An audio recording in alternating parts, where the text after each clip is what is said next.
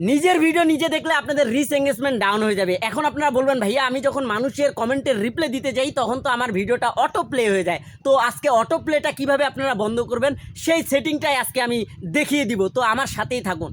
প্রথমে আপনাদের Facebook official অ্যাপটাতে চলে যাবেন। ফেসবুক অফিসিয়াল অ্যাপটাতে ঢোকার পরে 3 ডট অপশন দেখা যাবে, তো 3 ডট অপশনে ক্লিক করবেন। ক্লিক করার পর নিচে স্ক্রল ডাউন করে দেখতে পারবেন সেটিং অ্যান্ড প্রাইভেসি। তো সেটিং অ্যান্ড প্রাইভেসিতে ক্লিক করবেন। সেটিং অ্যান্ড প্রাইভেসিতে ক্লিক করলেই দেখবেন সেটিং নামের আরেকটা অপশন, সেখানে ক্লিক করবেন। সেখানে ক্লিক করার পরে নিচে স্ক্রল ডাউন একটু করবেন, দেখবেন নিচে একটা মিডিয়া নামের অপশন দেখা যাচ্ছে। তো মিডিয়া নামের অপশনটাতে অবশ্যই সিলেক্ট করে সেখানে ক্লিক করবেন। সিলেক্ট করে ক্লিক করার পর দেখবেন অটো প্লে একটা অপশন আছে, তো এখানে লেখা আছে on mobile data and wifi. তো নিচেরটা লেখা আছে নেভার অটো প্লে ভিডিও। তো এখানে ক্লিক করলেই আপনাদের কাজ কমপ্লিট হয়ে যাবে। তো এইভাবেই অটো প্লে বন্ধ করতে লাগে ফেসবুকের, তাহলে আপনাদের রিচ এঙ্গেজমেন্ট ঠিক থাকবে। দেখুন এখন আমার একটা ভিডিও দেখেন আমার সামনেই আছে, কিন্তু এটা প্লে হচ্ছে না। যতক্ষণ না আমি প্লে করি ততক্ষণ প্লে হবে না। তো এইভাবেই অটো প্লে বন্ধ করে।